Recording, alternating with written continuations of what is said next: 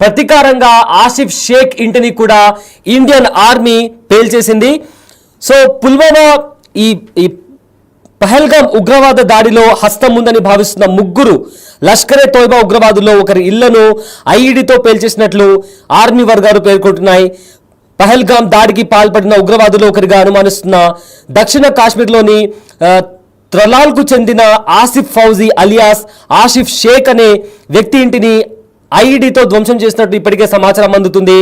అయితే కాశ్మీర్లోని పహల్గామ్లో అక్కడికి వచ్చిన అమాయక ప్రజలపైన వాళ్ళ మతం పేరిట వాళ్లను అతి దారుణంగా పాయింట్ బ్లాంక్ లో గన్ పెట్టి కొంతమంది ఉగ్రవాదులు, పాకిస్తాన్ నుంచి వచ్చిన ఉగ్రవాదులు అక్కడికి వచ్చిన అమాయక టూరిస్టుల పైన కాల్పులు జరిపారు. అయితే అలా కాల్పులు జరిపిన వాళ్ళలో ఆసిఫ్ ఫౌజీ అలియాస్ ఆసిఫ్ షేక్ అనే ఉగ్రవాది ఇంటిని ఇండియన్ ఆర్మీ ఐఈడీతో పేల్చేసింది. అయితే అక్కడ అతను తలదాల్చుకొని ఉండొచ్చు అనే అనుమానంతో అక్కడికి వెళ్ళారు. అయితే అతని ఇంటిని పూర్తిగా ధ్వంసం చేసుకున్నారు. అయితే ఖచ్చితంగా ఎవరైతే ఈ ఉగ్రవాద చర్యకు పాల్పడ్డారో వాళ్ళను ఖచ్చితంగా పట్టుకోవడమే కాకుండా ఖచ్చితంగా శిక్షిస్తాము అని ఎప్పుడైతే ఇండియన్ ఆర్మీ చెప్పిందో ఆ క్షణం నుంచే వాళ్ళను పట్టుకోవడం స్టార్ట్ చేసింది. వాళ్ళ స్థావరాల పైన, వాళ్ళుండే హైడౌట్స్ దగ్గర వాళ్ళు ఎక్కడ దాక్కుని ఉండొచ్చు అనే అనుమానంతో ప్రతి చోట ఇండియన్ ఆర్మీ జల్లెడ పడుతుంది. ఇదే నేపథ్యంలో ఆసిఫ్ షేక్ ఇంటిని కూడా ఐఈడీ బాంబ్తో పేల్చేసింది ఇండియన్ ఆర్మీ. ఇదే విధంగా ప్రజెంట్ పాకిస్తాన్ అలానే ఇండియా మధ్య యుద్ధ వాతావరణం కనిపిస్తుంది. ఉగ్రవాద దాడి జరిపిన పాకిస్తాన్ను ఏ మాత్రం వదిలిపెట్టము, ఎవరైతే దాడి చేశారో వాళ్ళని సహించబోమని కూడా ఇండియన్ ఆర్మీ చెప్పింది. అయితే మీరు బిగ్ టీవీ స్క్రీన్ పైన చూస్తున్నారు ఆసిఫ్ షేక్, ఎవరైతే పహల్గామ్ లో దాడి చేశారో ఉగ్రవాదులు, అందులో అనుమానితుడిగా ఉన్న ఆసిఫ్ ఫౌజీ అలియాస్ ఆసిఫ్ షేక్, మీరు బిగ్ టీవీ స్క్రీన్ పైన అతని ఫోటోని చూడొచ్చు. అదేవిధంగా అతని ఇల్లును కూడా, ఏదైతే అతని ఇంటిని ఇండియన్ ఆర్మీ పేల్చేసిందో ఆ ఇంటిని కూడా మీరు చూడొచ్చు.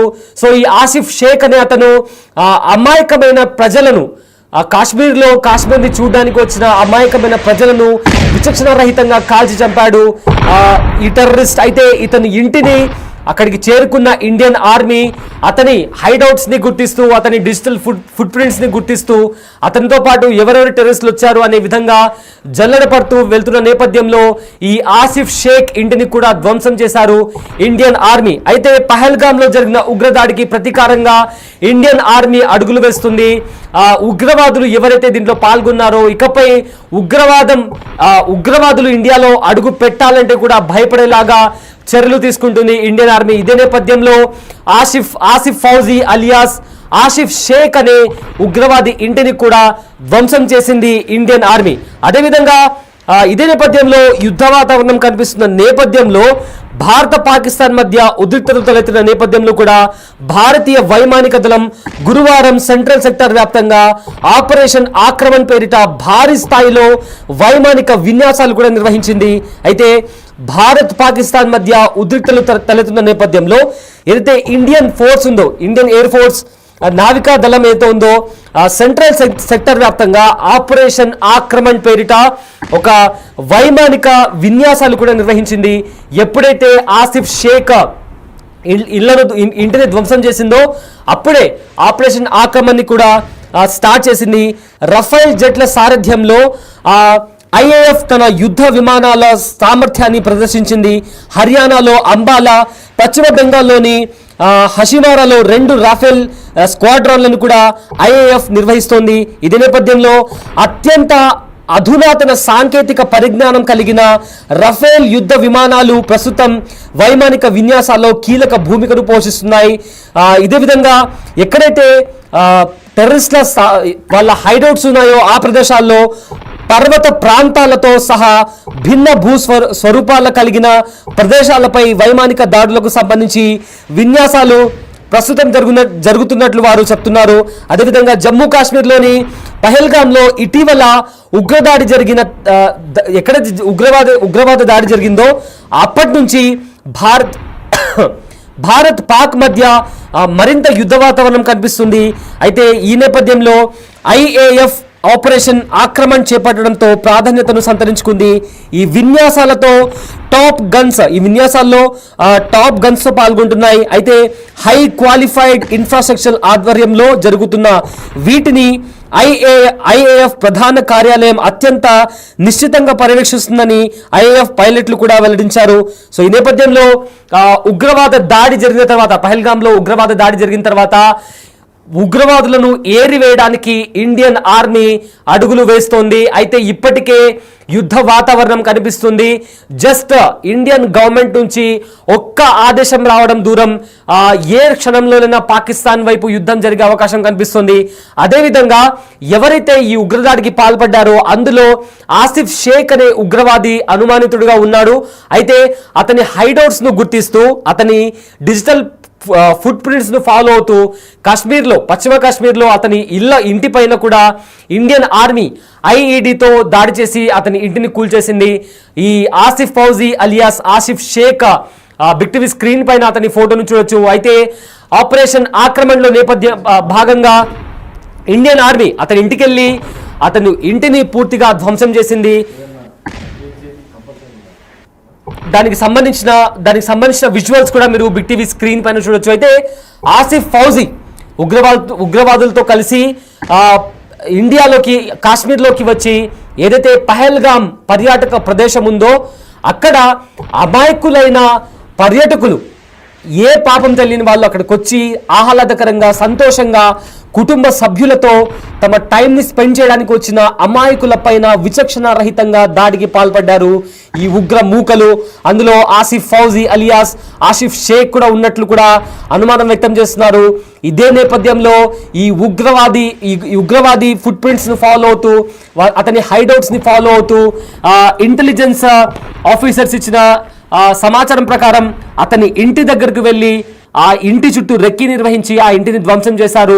సో ఆసిఫ్ ఫౌజీ అలియాస్ ఆసిఫ్ షేక్ కి సంబంధించిన ఫోటో కూడా మీరు బిగ్ టీవీ స్క్రీన్ పైన చూడొచ్చు. అదేవిధంగా ఆపరేషన్ ఆక్రమణ్ ని కూడా ఇండియన్ ఆర్మీ స్టార్ట్ చేసింది.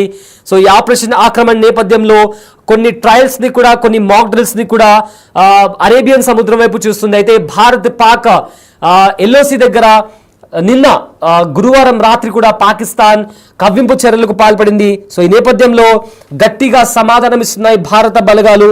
సో ఇప్పటికే పాక్ పై ప్రతీకారానికి ఇండియన్ ఆర్మీ సిద్ధమవుతుంది. ఆపరేషన్ ఆక్రమణ్ పేరుతో రంగంలోకి దిగింది ఇండియన్ ఆర్మీ.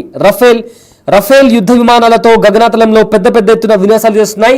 అయితే ఆసిఫ్ ఫౌజీ ఏదైతే తన ఇల్లుందో దీంట్లో ఆపరేషన్ ఆక్రమణ్ స్టార్ట్ అవ్వగానే మరోవైపు ఉగ్రవాదులు ఎవరు, ఎక్కడుంటున్నారు, వాళ్ళు ఎలా వచ్చారు, అండ్ వాళ్ళ హైడౌట్స్ ఎక్కడున్నాయి, పర్వత ప్రాంతాల్లో కావచ్చు, అడవి ప్రాంతాల్లో కావచ్చు, లేదా కాశ్మీర్లోని కొన్ని మారుమూల ప్రాంతాల్లో అక్కడుండే లోకల్స్తో కలిసిపోయి, వాళ్ళు నార్మల్ పీపుల్ లాగా కలిసిపోయి ఉగ్రవాద చర్యలకు పాల్పడుతున్న ఉగ్రవాదులను ఏరి వేయడానికి ఇండియన్ ఆర్మీ అడుగులు వేస్తుంది.